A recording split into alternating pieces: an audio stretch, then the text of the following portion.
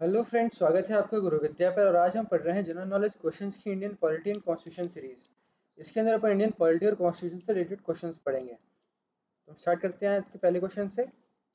If a money bill pass by the Lok Sabha is not return by the Rajya Sabha with in 14 days, then अगर कोई money bill है जो कि लोकसभा पास करती है और फिर उसको राज्यसभा के पास भेजती है, तो अगर राज्यसभा उस मनी बिल को 14 दिन के अंदर अंदर रिटर्न नहीं करती है तो उस केस में क्या होगा। तो पहला है लोकसभा विल रिकंसिडर इट, कि लोकसभा उसको मनी बिल को दोबारा देखेगी। बी है money bill will be rejected, कि मनी बिल को रिजेक्ट कर दिया जाएगा। सी है president will summon a joint meeting of both houses to discuss it, जो प्रेसिडेंट है वो दोनों हाउसेज की एक मीटिंग बिठाएगा मिलके, जिसमें कि वो मनी बिल डिस्कस किया जाएगा। डी है the bill will be send to the president for his signature and consent, जो बिल है वो प्रेसिडेंट के पास भेज दिया जाएगा उसके उनके सिग्नेचर और कंसेंट के लिए, कि उनका सिग्नेचर हो जाए उस पर। तो हमारा आंसर क्या है? The bill will be send to the president for his signature and consent, कि वो बिल जो है वो प्रेसिडेंट के पास भेज दिया जाएगा जिससे प्रेसिडेंट उसको भी पास कर दे। ठीक है, सिग्नेचर और कंसेंट देके। आगे चलते हैं हम नेक्स्ट क्वेश्चन पर। The Indian parliamentary system is different from the British parliamentary system in that India has, जो इंडियन पार्लियामेंट्री सिस्टम है वो ब्रिटिश पार्लियामेंट्री सिस्टम से अलग है। कैसे? कि जो इंडिया में है वो क्या है, A both a real and nominal executive, कि इंडिया में बोथ रियल रियल भी है और नॉमिनल एग्जीक्यूटिव भी है।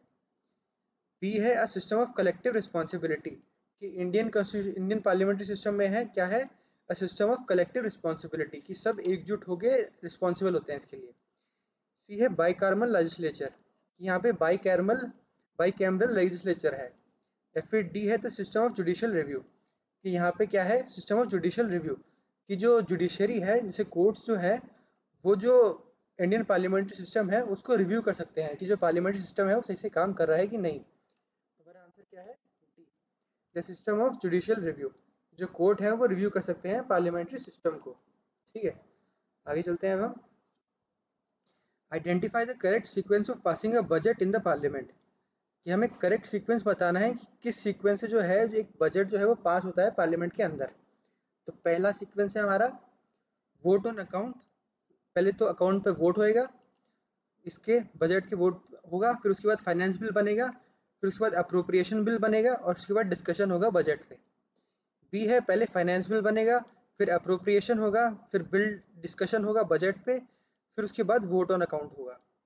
सी है डिस्कशन होगा पहले बजट पे, फिर उसके बाद वोट होगा उस पर, फिर उसके बाद उस पर फाइनेंस बिल बनेगा, फिर उसके बाद अप्रोप्रिएशन बिल बनेगा। और डी है पहले होगा डिस्कशन होगा बजट पे, फिर अप्रोप्रिएशन बिल बनेगा, फिर फाइनेंस बिल बनेगा और फिर उसके बाद होगा वोट उस पर। तुम्हारा आंसर क्या है? कि पहले तो बजट पे डिस्कशन होगा कि कैसा बजट बनना है, फिर उसके बाद एक अप्रोप्रिएशन बिल बनेगा, फिर उसके बाद बनेगा फिर एक फाइनेंस बिल बनेगा उसके बाद, और फिर उसके बाद उस फाइनेंस बिल पे वोट होगा कि ये कैसे ये पास हो कि नहीं हो। ठीक है, हमारा आंसर क्या है? कोई बजट पास होता है वो कैसे होता है, पहले डिस्कशन ऑन बजट, फिर अप्रोप्रिएशन बिल, फिर फाइनेंस बिल और फिर वोट ऑन अकाउंट। ठीक है, आगे चलते हैं हम। Which of the following actions are not performed by the president, इनमें से कौन से एक्शंस हैं जो कि प्रेसिडेंट परफॉर्म नहीं करता है, यानी बाकी प्रेसिडेंट करता है सिर्फ एक नहीं करता है प्रेसिडेंट। तो हमारे पास चार ऑप्शन हैं। प्रोरोगिंग पार्लियामेंट, जो पार्लियामेंट है उसको प्रोरोग कर सकता है प्रेसिडेंट, यानी कि उसको उसके सेशन को टर्मिनेट कर सकता है। बी है convening a joint sitting if requested, कि वो चाहे तो अगर उसके पास रिक्वेस्ट आती है तो वो फिर जो जॉइंट मीटिंग बुला सकता है दोनों हाउस की पार्लियामेंट की। सी है डिसॉल्विंग द राज्यसभा, कि वो चाहे तो राज्यसभा को डिसॉल्व कर सकता है। या फिर डी है causing the budget to be laid before parliament, कि जो बजट है उसको पार्लियामेंट के सामने रख सकता है। हमारा आंसर क्या है? सी, डिसॉल्विंग द राज्यसभा, कि वो राज्यसभा को डिसॉल्व नहीं कर सकता है खाली, बाकी वो प्रोरोग भी कर सकता है पार्लियामेंट को, कन्वीनिंग जॉइंट सिटिंग भी बुला सकता है और बजट भी रख सकता है पार्लियामेंट के सामने। सिर्फ जो डिसॉल्विंग है राज्यसभा को, वो राज्यसभा को डिसॉल्व नहीं कर सकता है। ठीक है, तो हमारा आंसर क्या हो गया? सी। आगे चलते हैं अब हम। The total number of members in a legislative council should not exceed that of legislative assembly by, तो जो लेजिस्लेटिव काउंसिल के टोटल नंबर ऑफ मेंबर्स हैं, कि लेजिस्लेटिव काउंसिल में जो पूरे मेंबर्स होते हैं वो लेजिस्लेटिव असेंबली के कितने से ज़्यादा नहीं हो सकते हैं। तो आपके पास 4 ऑप्शंस हैं कि 1/3, बी है 2/3, सी है हाफ या फिर डी है 1/4। हमारा आंसर क्या है? ए 1/3। कि जो लेजिस्लेटिव काउंसिल है उसके जो मेंबर्स होंगे वो लेजिस्लेटिव असेंबली के 1/3 होंगे। ठीक है, जो लेजिस्लेटिव असेंबली है उसके जो 1/3 मेंबर्स होंगे वो होंगे लेजिस्लेटिव काउंसिल के मेंबर्स। ठीक है, इसका मतलब क्या होगा? Legislative council equals to legislative assembly का 1/3। ठीक है, आगे चलते हैं हम।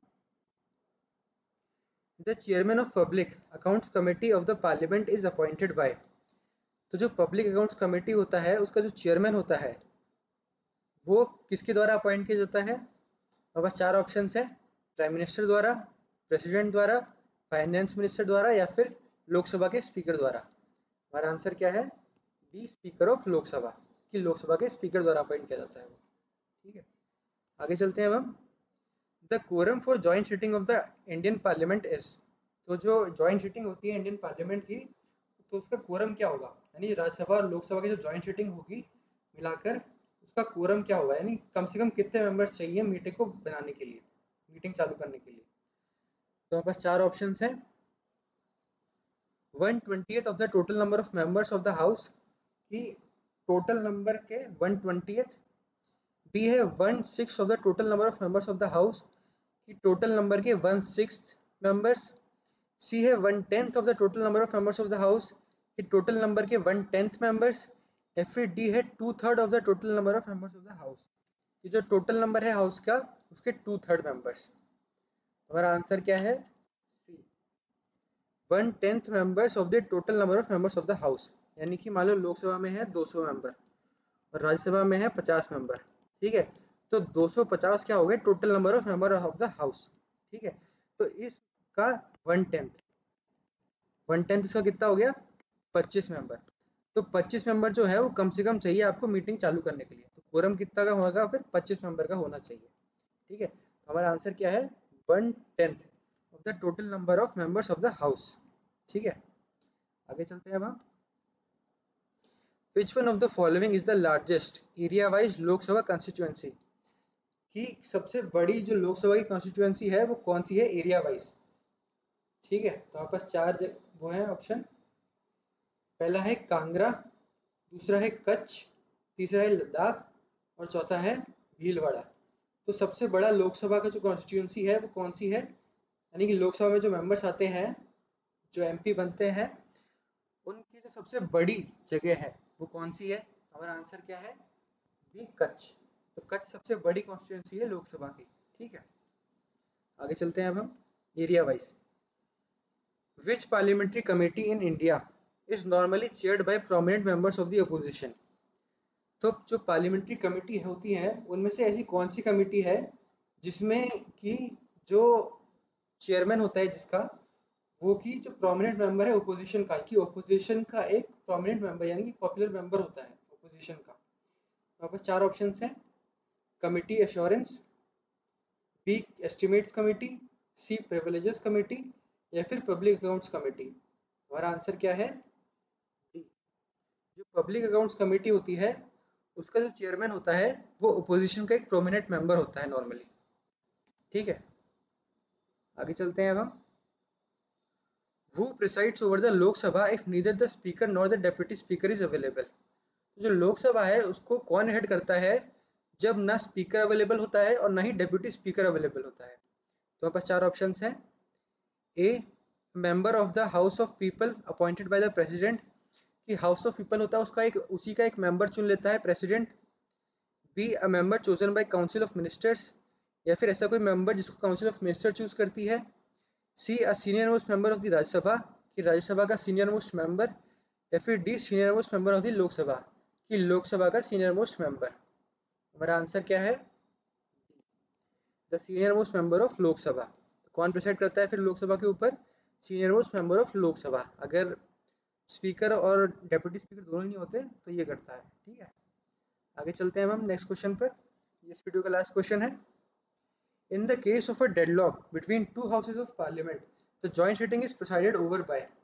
अगर जो दो हाउसेज हैं पार्लियामेंट की, लोकसभा और राज्यसभा, उनके बीच में कोई डेडलॉक हो गया है, यानी कि किसी बात पर लेकर वो अटक गए हैं कि वो पता नहीं कर पा रहे कि इसका क्या किया जाए, तो उस केस में जो जब जॉइंट सीटिंग होती है, तो जॉइंट सीटिंग को कौन हेड करता है, कौन प्रिसाइड करता है? जैसे नॉर्मली लोकसभा को स्पीकर करता है लोकसभा का, लेकिन यहाँ राज्यसभा और लोकसभा की जब जॉइंट सीटिंग होती है उनके किसी बीच में किसी बात को लेकर, तो उसको कौन प्रिसाइड करता है? तो बस चार ऑप्शंस हैं।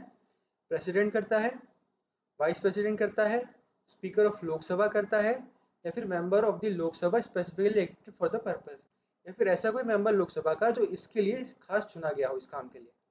तुम्हारा आंसर क्या है? Speaker of Lok Sabha. तो यहाँ पर भी जो लोकसभा का स्पीकर होता है वही प्रिसाइड करता है।